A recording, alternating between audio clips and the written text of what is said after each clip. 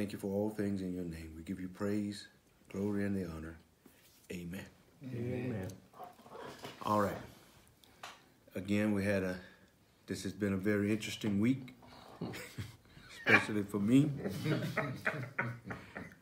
I told him on Tuesday, I don't think I'm going to ever take another day off. It costs me more to be off than it does when I'm working. What happened to you?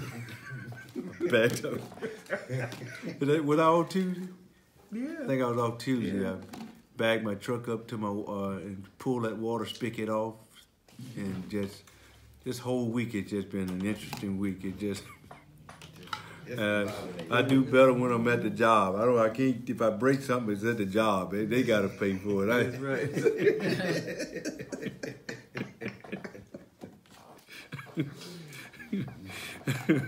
And answers a job with patients and people and things, and I can't get mad at folks because I've done more damage myself than the people say. My son kicked a hole in this whole month of November and December. My son kicked a hole in his granny's door. It's like, oh my God, can't spend 5 days at granny's house without him breaking something. It's just, it's like, yeah, let's go now. I can't afford to be here. Did you get the door fixed? No, I ain't got it fixed yet. How big a hole? A toe hole. We kicked a toe hole. Oh, we can put a little patch on it. Yeah, I might do that too. But it's just been interesting. But anyway,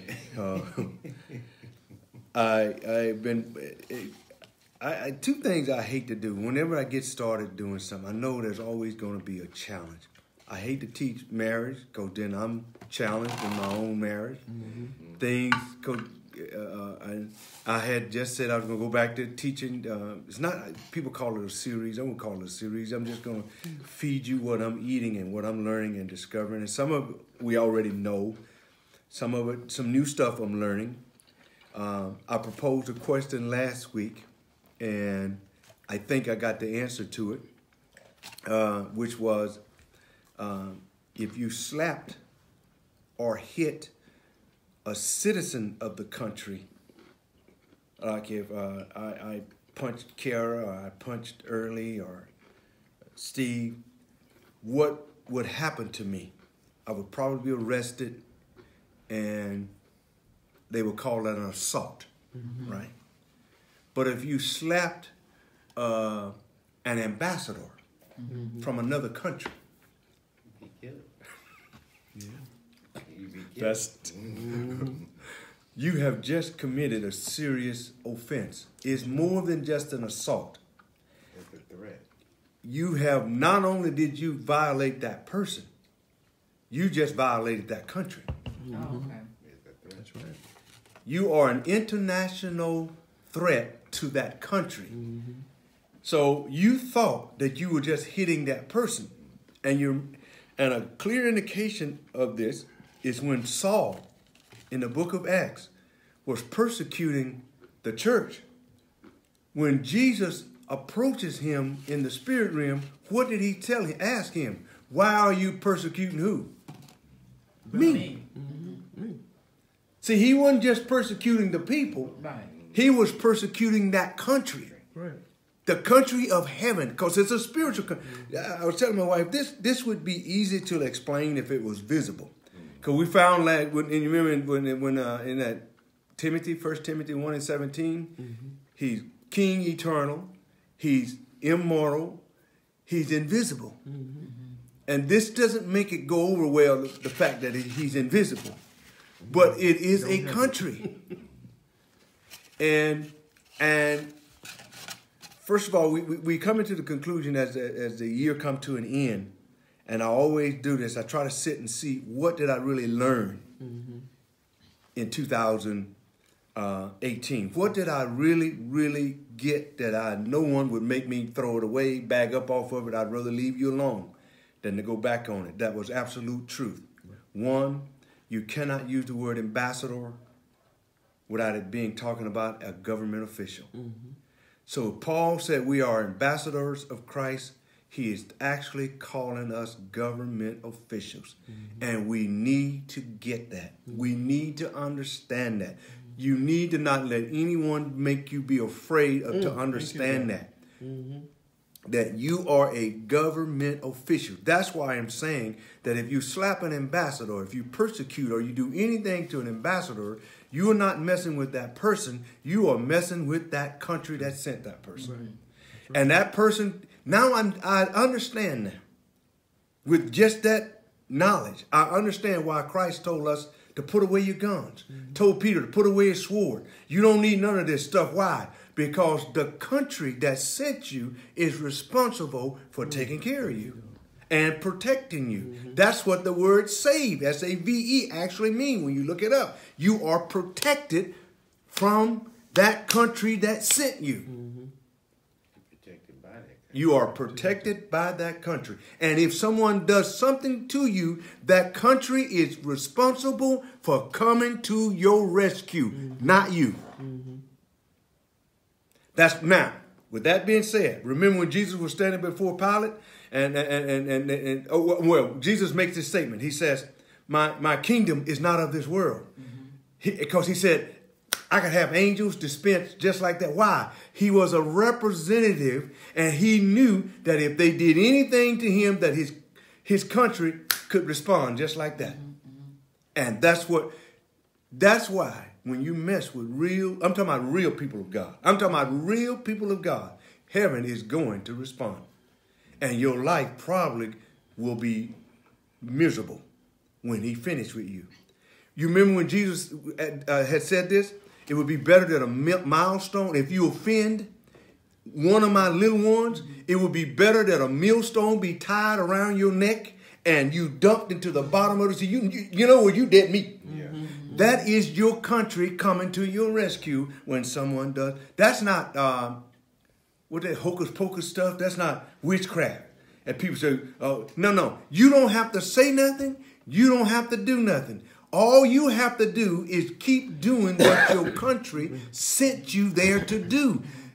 You are totally protected by your country." That's why when that Benghazi incident, they with Hillary Clinton, that the Republicans won't let go, that they've investigated 8 times, they are trying to say those 4 people that got killed in that embassy are American citizens, and when those folk came to injure them, America should have come to their rescue. Period. No hesitation, no expense spared. You should have come to their rescue. Yes. But now what they don't tell you is that those ambassadors befriended themselves with some of the citizens of that country. And I'm sure when you friend yourself with people, you let in some of your secrets. You talk too much. And that's how they knew how to go where they went. But that part can always be left out if you're trying to tell the story and make it fit your narrative. Remember we talked about confirmation bias we talked about a couple weeks ago? People don't look for truth anymore. They look for people who confirm what they believe. Yeah. And what you believe may not necessarily be the truth. But I can get an idea and I start searching for people who believe what I just said. And I say, see, I knew that was right. No, truth don't work like that. Truth endured to every generation. It was truth back in 1600s, and it's truth today, if it's truth. Now, facts change. Okay. Facts will change on you. There's no doubt about it. What was a fact in 1950 may not be a fact today because facts keeps changing. But truth never change. It stays the same if it is the truth. And that's what Jesus is about. He's about truth, telling us the truth. The other thing that I've been eating and studying this. Why didn't God come as a prime minister? Why didn't God come as a president? Don't tell me he know nothing about none of that. Remember, he is what? Omnipotent, all power, omniscient, knows all. He knows what's going to happen 400 years from now when I'm not even here. He knows what's going to be going on. So he knows about all of this. Why did he come as a king? To restore kingdom, number one, and to restore kings back to that kingdom. Got that? Settle on that. His original message is that of a king, kingdom, and his children. Yes. That's what the Bible is about. You forget that religious junk. You might well drop it. You're lying. I'm just telling you like it is. You're lying. Anytime you're trying to prop it up, you're lying about it. Might well go ahead and tell them the truth. He came as a king to restore kings back to their kingdoms, to give us power, dominion, and authority, and we fight against that. Yes, we do. And especially us who grew up in a republic or in a democracy form. We fight that very hard. That's not going to be received very well in this country because that's not what we want. The other thing I'm really looking at is a king is always concerned about his reputation and not yours. Right. Your reputation doesn't matter to the king. Matter of fact, even all the blessings that he give you is not about you. It's about him. He want to bless you and bless us because of him. A poor king is talked about poorly when he doesn't take care of who? His citizens. They ain't going to talk about you. They're going to talk about him. And nobody wants to be talked about, including the king. So that's why he blesses you, or he does things for you. Matter of fact, that's the purpose of even him sharing his power with you. Look at even on the end. For thine is the kingdom and the power and the glory. Even though he's sharing his kingdom with you, but he's saying, still, I get all the glory. I got all the power. You know that makes sense. Now, come on. You know. And that's why more folk going to church today, they have more confidence in that man standing up there, but that man standing up there ain't going to share his power with you. That's right. Or his money. Or his money. That's right. But here's a king. Why don't you want to come to someone who's saying to you, I'll share my power with you. I'll share my money with you. I'll share everything. Matter of fact, the reason why I oftentimes think, Lord, why ain't it just raining like I want it to rain? And he keeps just bringing me back. I'm getting you ready for something. That's huge. And it ain't about you. It ain't about you. It's not your reputation that I'm trying to promote. I'm trying to get the message over that it's about a king, it's about a kingdom, and it's about his children. Now, I made myself a promise. I may comment on a lot of things, but I'm going to try to explain a lot of things until I understand them. The stuff I'm talking about now, I understand it. But I asked my wife a question at the beginning of the week. Has she ever heard the statement, royal slippers? Are there any such thing as a royal slipper? And I said, don't answer it. We're going to talk about it Sunday. I just wanted her to ponder that question. Is there any such thing as royal slippers? And this stuff, again, and the other thing I asked her last night, what was the difference? If anyone listening to me out there, I want you to think about this. What is the difference between freedom and independent? Or is there a difference between freedom or being free and independent? And what do we yell at our children about? Are we yelling at them about being free, or we yell at them because they're trying to act independent and won't receive our advice?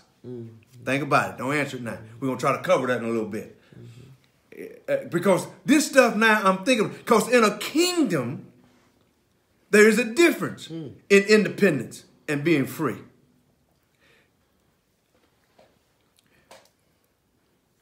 I want to drop this one on you to give you a thought.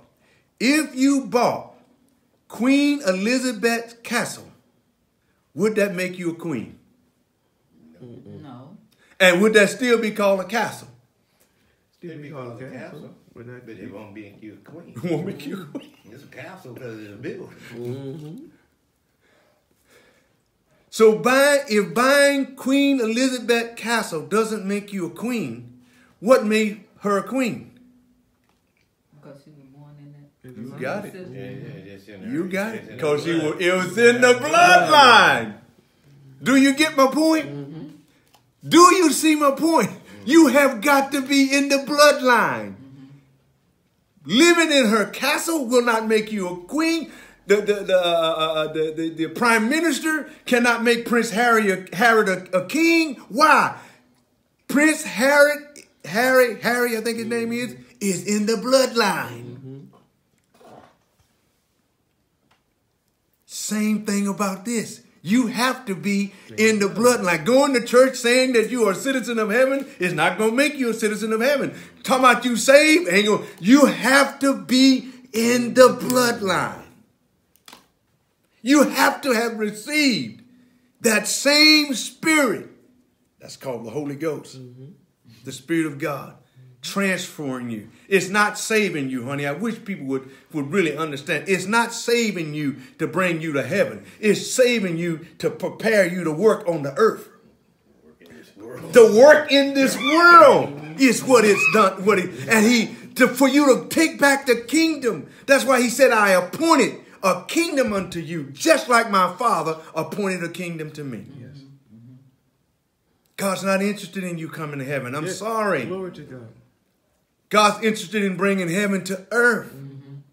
And the sooner you grasp that, you will understand that's what the word save and salvation was really all about. That's why the word salvation is a process that he take you through to become a salty vessel. And that's a long time. We are now discovering, my wife and I were listening to Miles teach, it's like, 6,000 years from the time that God started this in the garden up until the coming of Christ was even now about 6,000 years.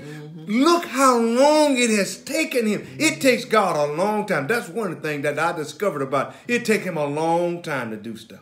He ain't rushing. He's not in a rush. Mind God, we get in a rush. Yeah. I keep saying, you realize God, I'm going to be 60 years old. I keep saying, why you want to give me a house when I'm 60? Foot, I don't want to take care of one in my 50s. I'm going to bless you. I'm going to make you rich. I don't want it now. Give it to me when I was in my 30s and my 40s. Probably. Yeah. He does what? But it's like, wow. Yeah. I tell people, he told me he's going to give me a son. I didn't know it was going to take 15 years. You do the math. 15 times 365. That's a long time to wait. And by the time he give it to me, I'm too tired to do anything with it. Yeah.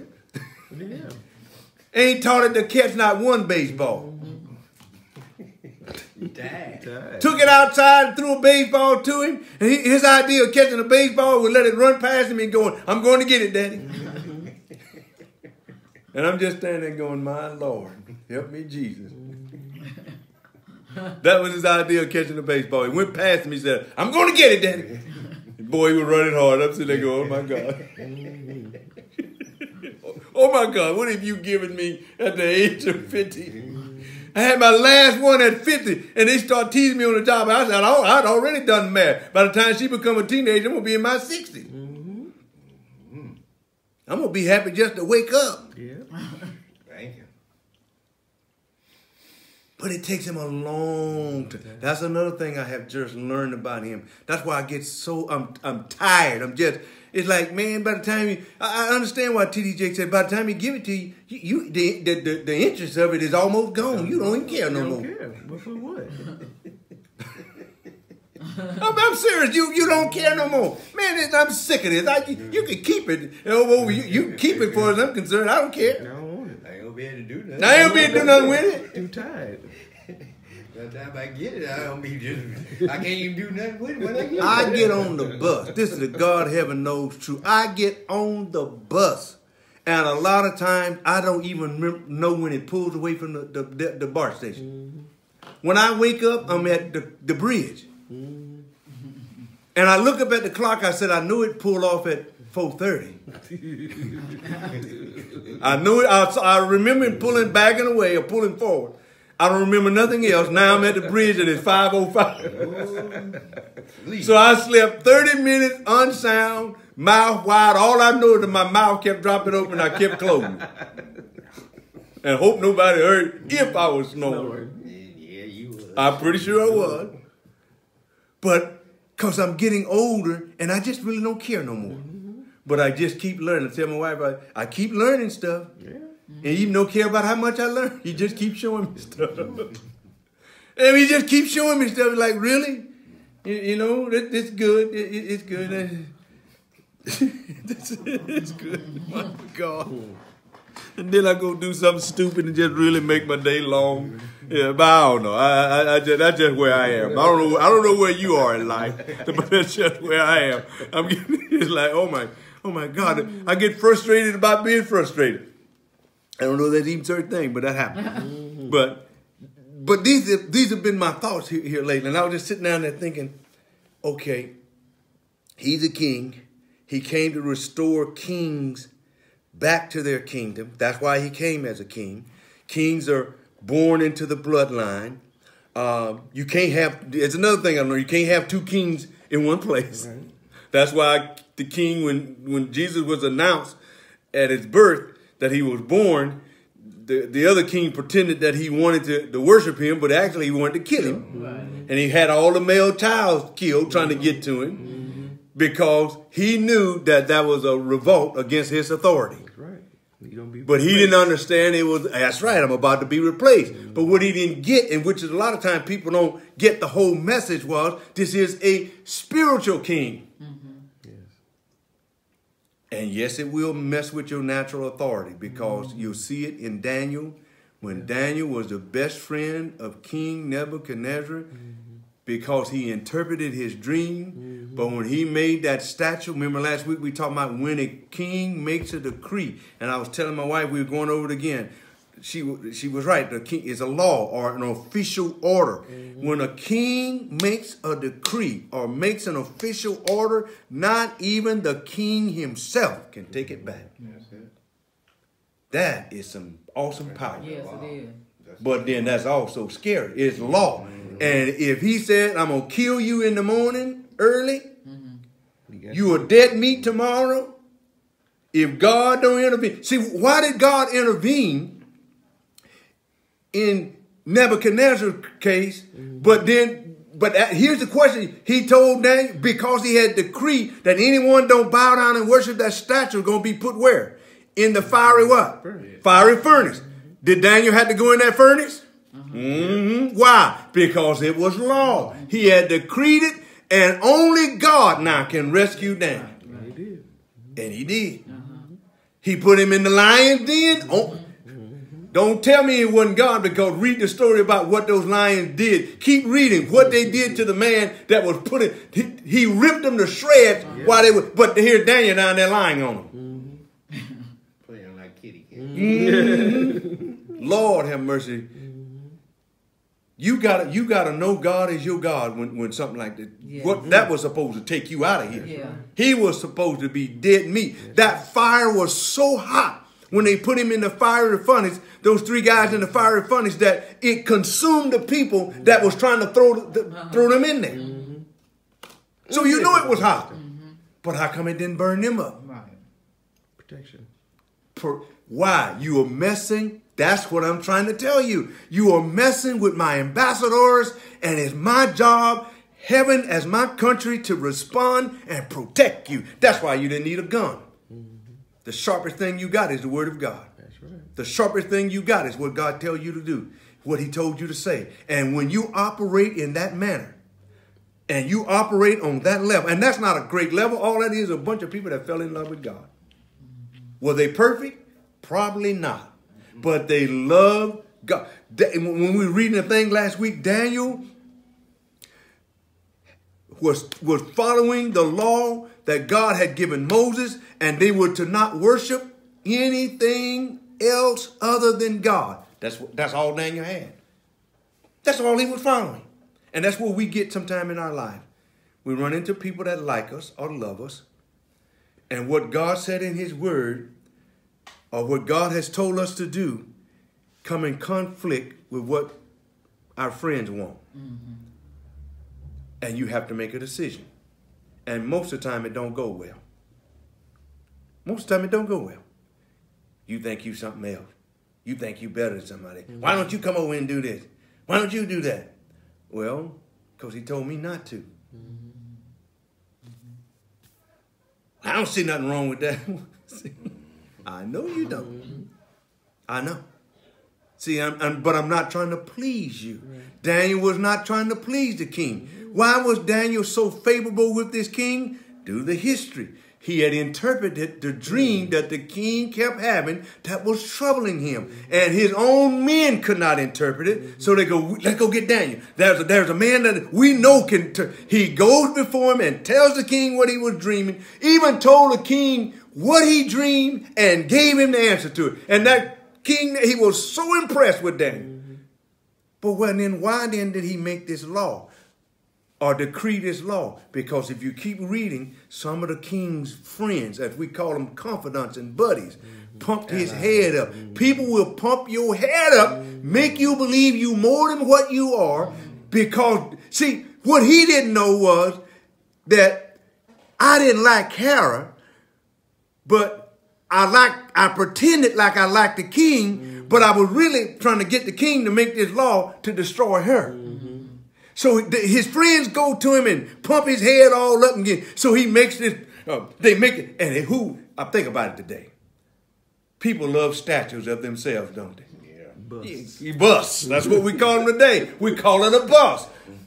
Confederate, that man standing on the Confederate horse. But they won't tell the history about the Confederacy. No, not forget about that he killed some people. Yeah. No, let's not talk about that. We like that statue of him. You know, that ain't no difference, is that? You see the same concept? People love to see themselves in statues. And man, I want to see what, and it brings back memory of how great and wonderful he thought he was. And when he got to Daniel, Daniel said, no, I'm not going to bow to that. I'm not going to kneel to that. Why? Because I only got one God. Hear, O Israel. Hear, O Israel. Out of all the Israelites, Daniel got it. Yeah. See, everybody ain't going to get it. Everybody hear the same message, but everybody won't get it. Daniel got it. He heard it, he got it, and he refused to worship another God. Even a man that made himself God. I'm telling you, I'm like that in my life. I don't care what title you give yourself. You just another man in a pair of pants. You understand what I just said to you? It doesn't matter. T.D. Jakes, Ron Carpenter. If I met you, you just another man in a pair of pants as far as I'm concerned. How you doing? Donald Trump, Barack Obama, ran into Oprah Winfrey. She was just another woman in a skirt. That's right. I'm sorry. I was sitting there and it's like Felicia Richard was standing right by me. I could care less. Didn't even know. Didn't even know. All I was looking at that time was, God, that woman got some big old legs. I was standing right over. We met Stephen Curry there at the hospital. Yeah. Oh, yeah? When he had his baby. Yeah, well, and we were told, don't go down there looking. You ain't got to tell me to go look. Because he got to take care of it and wipe his butt. And it's going to poop and stink and do everything else like everybody else. But it don't bother me. I'm not interested in that. Right. None of that moves me. He might go, yes, it would. No, I'm telling you, it doesn't. I'm serious. I got to meet, when I was working with Willie Spears, I was meeting the senator here for California, not Dianne Feinstein, but the guy. I could care less because I already had an agenda in mind. If he couldn't help me get where I was trying to go, he ain't talking to me. Right. You understand what I'm saying? And I was trying to help the poor people in North Richmond. I was trying to help get stuff done. And if he's not going to help me do well, maybe he wasn't going to help me do that. He was looking for a vote. I got you on this ballot, right? I'm just not interested in that. My daddy took me one night. We meet Governor Aaron. I was more impressed at the lies that they were standing up there telling. I was more impressed how people were yelling and hollering and screaming. And I'm sitting there going, how is he going to do all that? I asked my dad on the way, I said, how is he going to do all that he just said he going to do? Daddy said, son, that's politics. Oh, that's what that is. So he had no clue. He had no inclination of doing all of that stuff. And I didn't hear him answer that, okay, we're going to build a wall. How we going to do it? I'm going to get me about 50 Chinese folks, but 25 Mexicans. I'm going to pay them $10 an hour, and we're going to stack these boards up. He didn't say none of that. And everybody was just clapping and hollering. And I'm sitting there going, he didn't answer that question. He didn't answer. Went I'm around just the going to do corner. it. Went around the corner, way around. I call it not, oh, okay, you drove that bus a mile around to come back to pick up nothing. I got you. Just wasn't impressed. I really wasn't. And then like 2 or 3 o'clock in the morning, Dad said, oh yeah, they parked out in front of my store about 2 or 3 o'clock in the morning. And come to find out, he just straight up admitted, oh yeah, I'm a crook, you just got to catch me. Yeah. You want me to be impressed by a man who just admitted that he was a crook, but you got to catch him. Yeah. That's what All I'm right. saying. All right. At least I can't say that was an honest crook because there's no such thing. Yeah, no, that's correct. I don't know what that was, but I was impressed by his leadership. I was impressed that he, one, admitted that, and number two, he said, I'm going to keep on stealing. Yeah. I'm getting away with it. Let's Yeah, keep going. y'all got to catch me. Yeah, I'm going to ride this. I'm the gingerbread man. Y'all got to catch me. I'm going to run as fast as I can. But I had to make some decisions mentally in my head. I came home, I told my wife, I said, I got to change some things because I started thinking about royalty begins really in the mind. It starts in the mind, and how you treat your castle is actually in your mind. And because if I bought Queen Elizabeth's house, that wouldn't make me a queen or a king. So when I was asking my wife that about the slippers, the answer to that is no such thing as royal slippers. It's royal people in slippers. And when a royal person put on those slippers, then they become what? Royal slippers. So who made that slipper royal? The person. See, Nissan ought to be lucky that a king is sitting in their robe. What I got on right here? Nike ought to be, Nike is lucky that a king has their shoes on. Because I make that shoe royal. And when I was sitting there thinking about this, like, wow. So there's no such thing as a royal slipper. When the king puts it on, it becomes a royal slipper. So no matter what you're living, no matter what you're driving, no matter what, when you show up, it is lucky to have you there. Isn't that a mindset? That is a mindset to have. That it is not royal until you show up, until a king put it on. Man, when I heard that, I had to sit down and said, okay, then my house has to reflect my royalty, what I think. Everything around me has to reflect what I am. And the more you do that, the more you attract things to you. You treat it. And I now see why he kept saying to me, treat this house like it's yours. Yeah.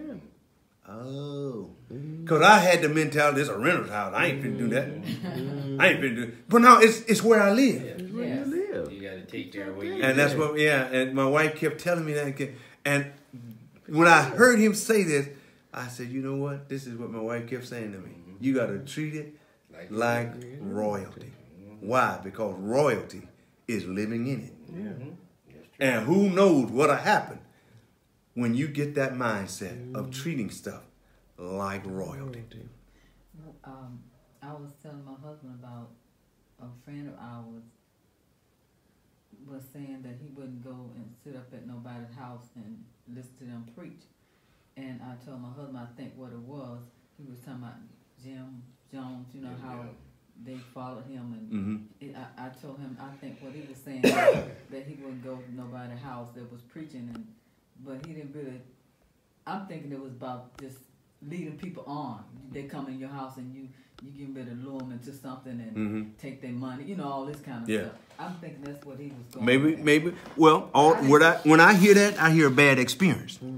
He's had a bad experience. And generally, people live their life based off of their experiences. And you know, as someone says, what I hear to see this post on Facebook all the time about people not going to church because preachers are bad, but yet they don't stop going to the clubs. Right. When bad things happen, you know, people shoot someone, you still go. I go. A lot of stuff is taking place at my hospital. I still go. You know why I go? Because they pay me. Right. Yeah, people die there every day. Yeah, they pay me, and I go there to help people. Yeah. And yeah, people die. I ain't going back there. People died there. See, you have to let your experience. One of the toughest things for me is learning how to live day by day. See, what happened Tuesday happened Tuesday. And I got to fix Tuesday, and today is Sunday. What happened last night happened last night. Today it's not so much as a brand new day. Jesus even taught, take no thought for tomorrow. We have to learn, and it's real tough for us as human beings, especially as Americans, to live for today. Enjoy what you have today. Don't worry about tomorrow. He even said, take no thought for tomorrow. For tomorrow will take care of itself. There's evil already planned for tomorrow. You don't have to worry about it. You don't have to worry. It's coming. It's come on. Wake up and bring it on, baby, because here I am. You coming. I know you're coming. I would you just need something to help you to deal with stuff. Help you, let you know when something is coming, to help you to deal with it when you're in the middle of it. See, that's the power and that you need, which is called kingdom. I got on my bicycle about 2 or 3 weeks ago. And I normally ride down a hill that makes me go at least 20, 30 miles per hour. And I got on and I said, you know what? I'm not going down this hill today. I'm going to go work out. So if I go work out, I don't have to go down the hill just as fast. My brake is not working too good anyway. So I went the opposite way where I can control the speed. When I got to the stop sign, I pulled my brake and it snapped. Wow. I had no brake at all. What if I had gone down that hill? You been in trouble. I'll be seeing you. What if I had gone down that hill where I could pick up at least 25, 30 miles per hour and I couldn't stop it? Using your feet. That's exactly what I all I could think of. What would I have? I might would have tried to run into some bushes. I might would have tried to run into a runoff. Bottom line, I probably would have been injured. Yeah, you will. But I was grateful. Think of it. Pulling that thing off Tuesday is not half as bad as what could have happened to me. That's right. If I had taken that hill.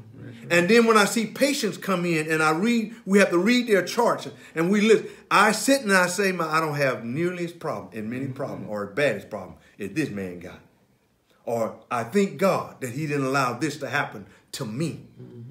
And I thank him for saying, go this way. And I didn't do what I normally do. And I do this every day. I go down that hill because I got good brakes. Right. I'm flying. I mean, if a car come out there, I'm at a hospital. It's like taking back up the hill because he either didn't make it or he needs some help. I work here. So that's the kind of stuff that I'm saying now, and I'm learning to be real grateful for. But I'm also honest about where I am in my life and what's going on. I'm just thankful. I'm thankful for the citizenship that God is showing me that we have. I'm thankful that he's showing me how to take advantage of this citizenship. Don't be in a country and don't take advantage of your citizenship status. Right. Don't take it for granted that you wake up. Who knows what's available to you and what you can get and gain as a citizen in a country. Use your citizenship. Paul used his. So that's the kind of stuff that I'm learning now and grateful for. I'm understanding that you ought to consider it an honor that I have. Nike ought to consider it an honor that I purchased their slippers. But they probably don't, because in our country, kings are looked down upon. I'm not talking about the king, that Saudi Arabia prince. He done a bad thing. But you got to understand, that's what kings and bad kings. Yeah, that's what kings do. They all up in the air because he had. I mean, Trump talking about he won't listen to the tape because he don't want to hear that man being brutally killed. That's what kings do. When they order you to die, You did. that's what kings do. You did. Read the Old Testament when they bring him here. He told Saul, who is that? The prophet told King Saul, kill them all. Yeah. Women and children. You mean God told the prophet to tell the king that when he takes over this country, not all of them, but this particular country, kill everything in there, including the children. Everything moving. Everything moving. And cows, children, don't bring nothing. But he got in trouble, didn't he? Yep. Because he spared the king. He brought back some of the spoil. He was in this particular raid. And what did the prophet say to him? Obedience, that's where we get this statement. Hallelujah. Obedience is better than a sacrifice. Because when the king gives an order, that's exactly what he wants you to carry out. I'm just glad I went back there. I'm glad I went back there, put in that particular situation, because he was being judged on his what? Obedience. He thought I could save the king and save the cattle, but God said, I don't want no sacrifice. I don't want nothing. I want you to do what? Obey what I told you to do. Hallelujah. Because I see stuff in him that ain't going to be no good. I see stuff in him going to come back to hinder me. I don't know. I'm just telling you. I don't preach. That's another thing. You ain't going to hear this, boy. I'll quote the Old Testament. I'll show you stuff in. But I'm done with trying to preach from the Old Testament because the law and the prophet prophesied unto John. It's over and it's done. What the law was talking about, how to live and how God, and what the prophet was prophesying about is now standing before them by the name of Jesus Christ, and they don't need to looking at the past no more. Let's go forward. Yes, God. Let's talk about the future. Let's talk about now he's giving. That's what gets me. How did we lose this kingdom message? Religion. And we put more emphasis on taking a good text from the Old Testament, even from the New Testament, but we don't teach the kingdom. We don't even show people how to live like a kingdom citizen with the power and authority that he's given us. Yeah. We'll preach on the blood. We'll preach on the Easter. We'll get 7 messages, but we won't talk about the kingdom. I think we don't understand it. I think we don't understand it. Or don't want to understand it. Because anything can be understood if you do what God told my wife to do. Keep reading. Keep reading. You got to keep reading. You got to keep looking into it. You got to keep thinking about it. Because it is totally different from the way I thought that it was. He'll open up your understanding. He will definitely open up your understanding. Matter of fact, not only will he do it, he put something in you called the Holy Ghost that will lead you and guide you to, that's the job. Woo. That's the responsibility of it, is to lead. I don't get it why people keep doing the stuff that they do, knowing that if you would embrace the kingdom message, it'll lead you to a point where you will see God knows nothing about the religion that we're practicing today. And why would you walk about it and keep teaching people that and keep doing the stuff that you're doing, knowing that you know it ain't right? I don't understand that one. I don't get that one. I just do not get that one. Thank you, Jesus. I don't get that one. I'm trying to understand that and how you can justify that. How you can sit and honestly say, well, because you got to put a prop on it because it doesn't stand unless you prop it up. You got to prop it up. Well, I don't know. Now, see, we don't know. You know God knows nothing about what you're doing. We went over the word religion and you can only come to one reasonable, crazy argument that it was about taking care of the widows and it was about taking care of the who?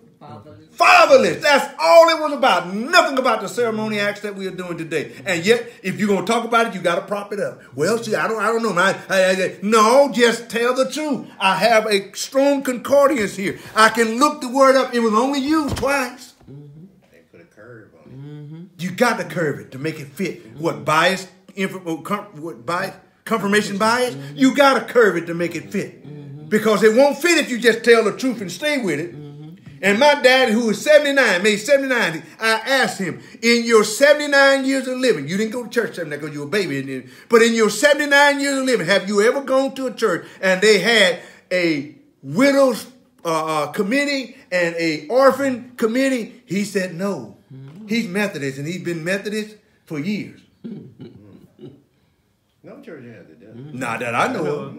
But they got, name the committees they got. Pastor's Aid. They got a usher committee. They got a building fund committee. They got all kinds of committees.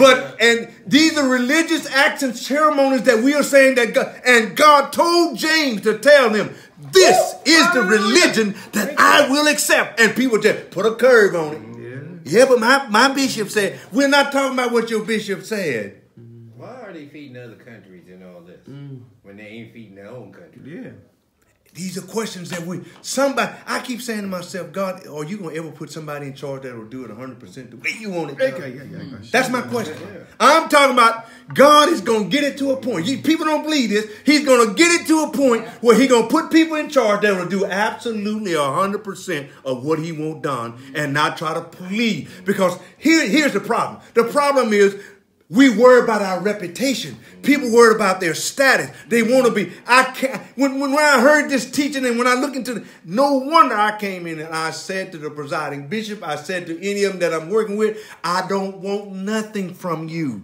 You got to understand. I say that with all humility, but I'm saying you with all truth. I don't want to be made a bishop. I don't want to be made. I don't want you to lay your hands on me. Don't touch our greatest Fred Severs, don't you touch a hair on his body. Yeah. That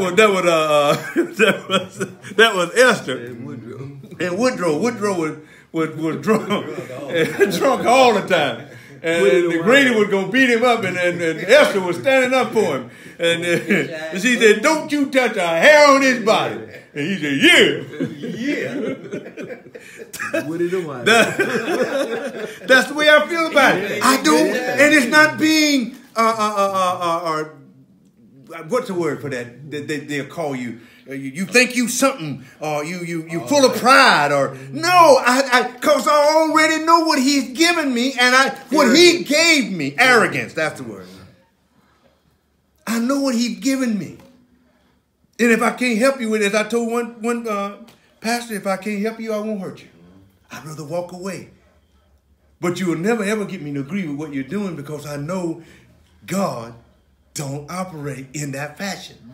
I asked one person, when you mean I get to heaven, is this the way heaven going to be? No, I ain't finna say that. Well, then why you got me doing it? The book said, whatever is going on in heaven should be going on in earth. So that means I must know what? I have to know what's going on in heaven if I'm going to have it going on in earth. I got to know that. I don't know about you, but I ain't that smart, but I'm smart enough to know that. And I know that if you just told me that what you were doing is not going to be what's going on in heaven, then why are you doing it? Right. To make a book. Oh, hitting the table. I get excited sometimes. That's just the way. That's just a thought. That's a common sense thought that I have. That is a common sense thought that I have. If I'm going to manifest what is going on in heaven, on the earth, then I must know, I have to know what heaven is doing. And if I can't find what heaven is doing by what we're doing, and I can't make it line up with what I see in the book, then why we keep doing this? Well, heaven going to be getting up every morning to celebrate Jesus' death, burial, and resurrection. No, it's not. No, it's not. Because you missed what the death, burial, and resurrection was about. It was to give you back your power. He came as a king to give you back your power and authority. Now, that's what's going to be going on. No evil going to be there. Won't be no death there. Won't be no feeling. Wow. But you want me to participate in that and get mad if I say, no, that's not what. I'm good. You go ahead and do that. Go ahead. I won't stop you. I ain't mad at you. I ain't even trying to say you wrong. I'm just saying I can't find what you're doing. I looked up the word religion, and I don't see what you calling religion don't line up with what James called religion. So which one of y'all right? You or James? Now, James was an apostle, which means he was sent. He had a special message. Now you tell me when what you had to say outweighed what James had to say, and I'll listen to you. Who sent you? That's right. I know who sent James. I don't know who sent you or your leader or the person that taught you what you do. I don't know who sent you. And if that makes you kind of, think, well, he think he's better than anyone. Well, as I said to one on the job, it depends on who you're talking to. If I seem arrogant, well then, that's okay. I try and be humble. I work on my humility because I know one thing. I'm not trying to make a reputation for myself. That's for sure. I'm not trying to defend See, when you're not trying to make a reputation, you don't have to defend your reputation. You don't have to because you don't have one. I'm not even trying to build up myself, to make myself. I am seeking to understand what God actually done and do it myself. I said to my father, my wife and my mother heard me asking him, what would happen if my own community decided we were going to do education for ourselves? We're going to run it through the State Department. We're going to follow all the, but we're going to teach what we're going to do something in our community that make them come to us and say, what y'all doing over there? Why is that so successful? And why is that working? And you know why I can think like that? Because I've done it once before. I ran a neighborhood watch program, and people came from a mile around, and the first thing they wanted to know was, how'd you do that? How you getting that done? I was on the EOW committee. I had a woman call me and go, how you getting people to participate? Well, it's real easy. It's not called voluntold. You let them volunteer. And when they volunteer, you help them find what it is they're interested in. You don't give them an agenda. You let them come in and you help them get done what it is they want to see. And when we were on that EOW committee, we got a lot of stuff done that we wanted to see. Lost it all because I knew already. I already know what, I can tell you now what it's going to end up. Why are you on it? So that you can see what you have the power to do.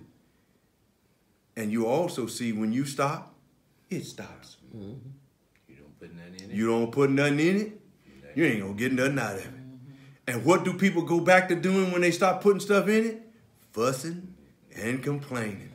See, I'm still putting stuff in my life even though I'm not on the EOW committee at the job. I'm still growing. I'm still developing me. I still know it. I am more focused now than I ever been on my life. But they don't know every morning that I walk through the door, a whole government just showed up. It ain't my fault that they don't take advantage of what just walked through that door. That's not my fault. And neither is that my responsibility. Because I'm not learning it for them. Who am I learning it for? Your family. For my family and my house and my life and the way I am going to go. Working on loving people without a condition. Standing up for what I know is absolute truth. Standing against injustice. Standing against domestic violence. Standing against abuse in the home of children and wives. No, I'm not for any of that stuff. You don't have to make me do that. Oftentimes I think when I pastored in a way that was totally different. You're going to make the mother park a mile away from the church and run in the rain when I can outrun half of the mothers going to church. That just common. I don't need the Spirit of the Lord to tell me that. I drove up and I go, why is my parking space right next to the door, right in the front, but I got to make the mother park a mile away. When she get ready to get out in the rain, she got to put up an umbrella, get soaking wet. When I get out, in less than a minute, I'm in. Now, which one of us need to be closer to the door? So you can cover my spot up and just say, park here, please. Put motherboard. I'm not for a motherboard, but put mothers on there. Pregnant mothers, old mothers. Just mother parks. Just mother parks here. Anybody. Handicap. Yeah. But you won't be handicapped for long because I don't want to make an excuse for handicap. What I want to do with the handicap? Heal them. Because there's a healing system in the kingdom. I don't want you to come and get comfortable being in your handicap. You understand my point? Yes. But until we get to that place, till you get to that place, there's so much on my mind. Till you get to that place where you want to be healed and no longer use your sickness as a crutch. Thank you, God. To get a good parking spot. And when you're willing to say, heal me so I can give up my parking spot to somebody else who haven't been healed, who don't know that they should be healed, you can have this because I'm good. I can walk. I can walk now. Yes. I was blind. But now what? I can see now. Yes. You understand what I'm saying? I don't ever want to get caught in my Yeah, handicap. care about shutting down. I don't want my handicap. You have my handicap if you like it and make excuses to keep it, but that ain't what the kingdom of God. The kingdom of God is about power and authority and heaven. I don't believe there are any blind folks in heaven. Sick. Yeah. Ain't no sick folks in there. Well, but they in a spirit world. See, the spirit world created the world that you're in today. So you might ought to buy into that concept, because you wouldn't be in this world without the spirit world. Whether you believe it or not, you'd be in your own world. Which ain't a world.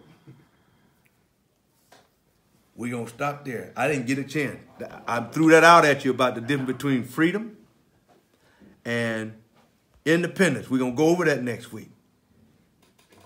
What is the difference between being free and being independent? Next week, I'm hoping to jump into that a little bit. I had to look them up. I'll just save my place. Yes. Take care. Have a great weekend. Christmas is getting here. Yeah. Love everyone. God bless you. Bless you. Bye-bye.